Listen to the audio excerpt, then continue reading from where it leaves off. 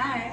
So I thought that I would be able to find one specific place to record the videos. I thought that I would be able to be pretty consistent in showing up at certain times or allowing myself to tune in before, going to the gym or whatever, right? And this just shows you like, hey, as a mom, as someone who is learning how to self-maintain and putting her wellness, making her wellness a priority, guess what? You're gonna get these videos the way you like welcome to my life type stuff. You're gonna see me washing dishes because overall that's honestly a part of wellness. You're gonna hear background noise. I'm going to try to tune that out and learn how to tune the background noise out, but I think that's a part of life, is learning how to navigate in the forefront and stop worrying about what's going on in the background. So in the first video really was to just introduce what the 6 pillars of lifestyle medicine are.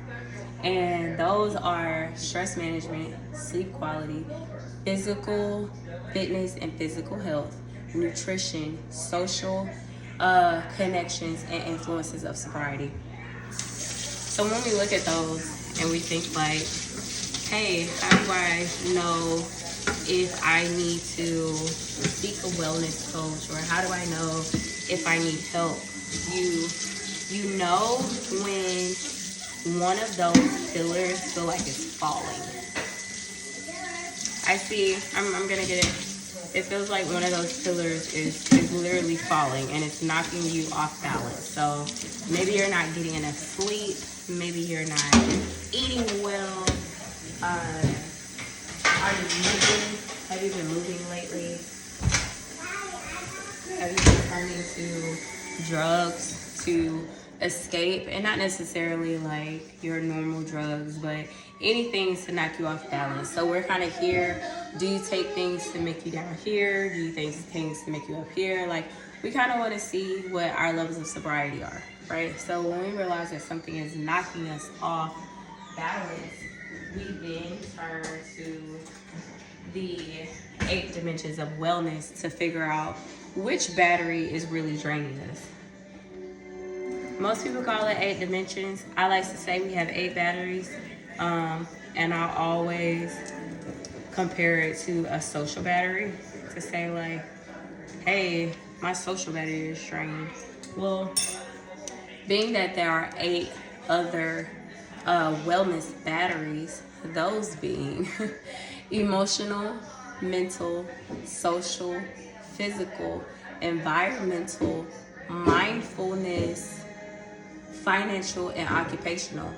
One of those batteries, when it's being drained or depleted, will make you feel as though one of the pillars of lifestyle medicine has been knocked off. So let's say that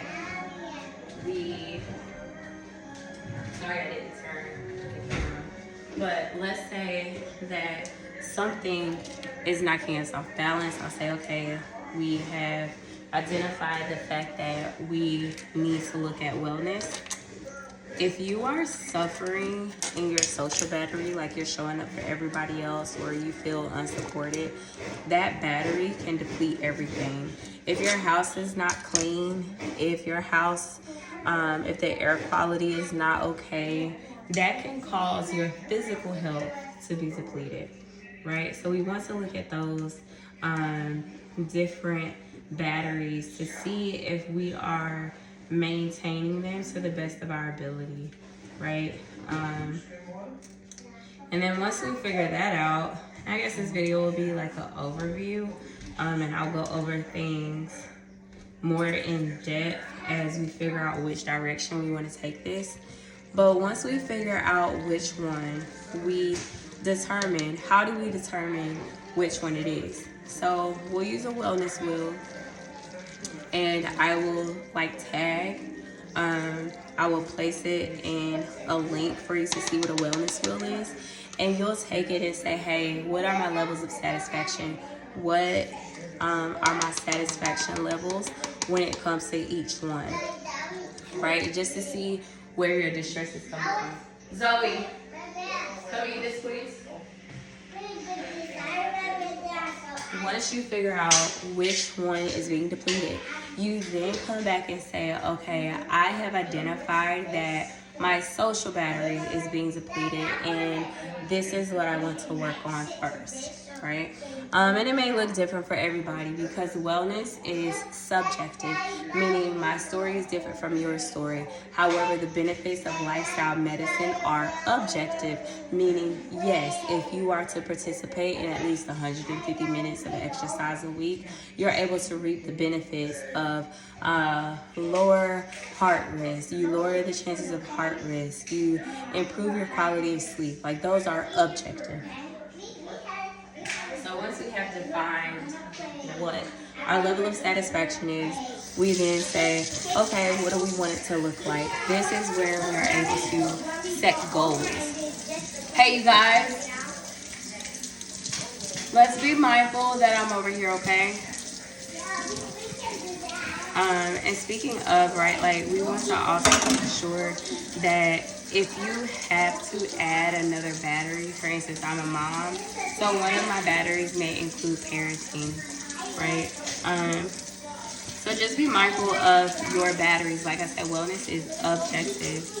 But once we have identified which one we're going to work on, then you say, okay, let me set a goal.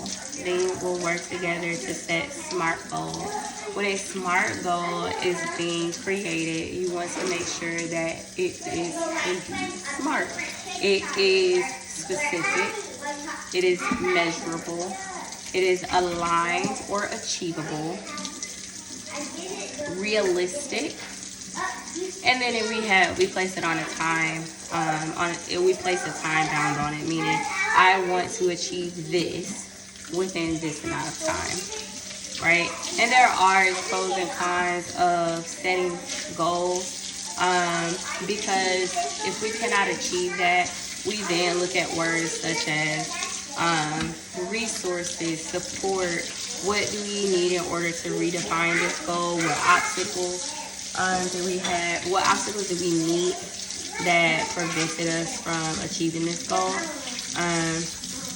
And then we say, okay, how can we adjust it? And you literally keep trying until that goal has been accomplished.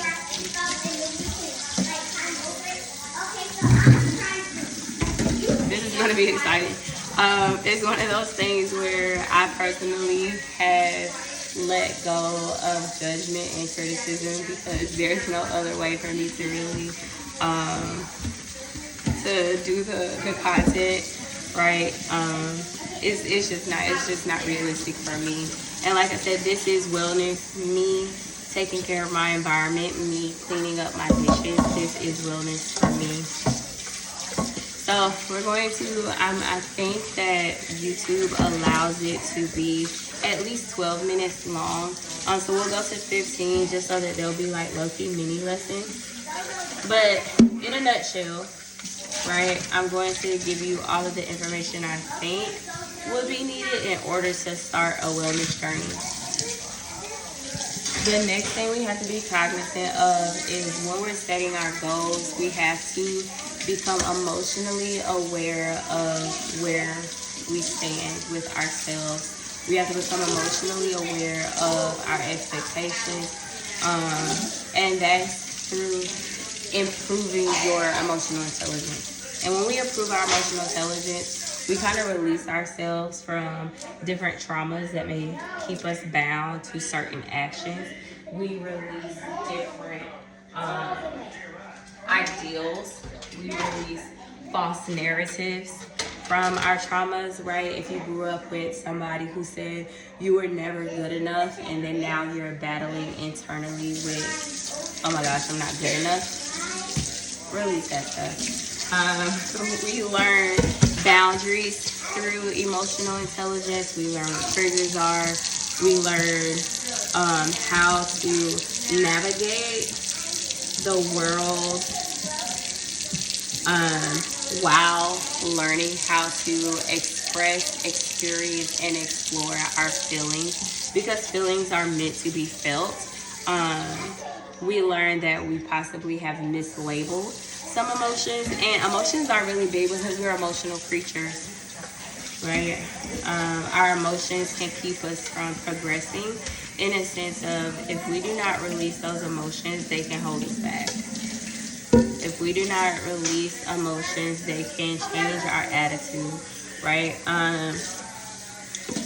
When you ask for wisdom, knowledge, and understanding, we have to understand that wisdom, knowledge, and understanding is literally you experiencing something, have an emotion about it, and then decide what that outcome was like for you.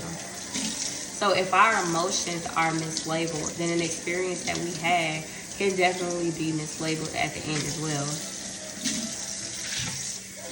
Like if we constantly think people are mad at us when actually they're frustrated, or we think that, hey, I'm always mad, I wake up angry, when actually you're just annoyed. It can change our day. It can change the way we go about our goals. So emotions are very important. It is very imperative to regulate your emotions.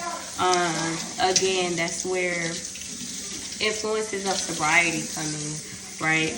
Sometimes we can feel something so much that we can drink to become a different person, so that we're like numbing that particular emotion, or we are on hormones and we're on medication that can suppress different emotions or trigger different hormones that will make us feel a certain type of way, kind of off balance, and that too can have an impact on how we decide to pursue our goals, how we decide to handle our wellness. So just to be mindful of those, as well as communication, right? Communication is a big part when we get into emotional intelligence. Communication is a big part when we learn how and why we say certain things. Because as soon as we open our mouth, especially if it is fueled by an emotion, we kind of regret it, right? Whether you have a job offer and you accepted it out of pure excitement instead of just waiting until it calmed down, you probably would have seen that that offer was not the best for you. Or if something happened and you acted out of pure anger, when it finishes, when that emotion has rolled through your body, you regret the way you responded it. So this, in a nutshell, is what it's like to deal with wellness. And I promise you, although it is subjective, we can always start wherever you choose. We can always start on, hey, you're right, I know exactly what I'm feeling, but I'm not able to communicate it. Or I know exactly what I need, but I'm not able to communicate it. Or I think that I have mislabeled fear with anxiety, or I've mislabeled being scared when I should have been brave. So those are different things that we can get into later on once we start making more videos. But this is just me like getting it out. Okay, thank you. This is me getting it out so that we can start having some way of like a course, right? And like I said, what I find to be ABC, you may find to be BCA, right? So don't feel like just because I'm doing it this way, just because I tackle my environment before I tackle my physical fitness, it's something that you have to do, right? You have to find the best schedule for you, and I'm going to follow the best schedule for me. So with all of that being said, let me know in the comments which video you may need. I'm still going to upload, even if people won't talk, I'm going to upload what I think is best needed, but it would really help me help you if you left a comment to say, hey, communication is something that I need to work on, or can you go over the 8 dimensions of wellness first, right? Like, either way, it's all going to come out. However, I do want to help the people who are interested in being helped. I do want to meet people where they are. So, peace, love you like you, bye.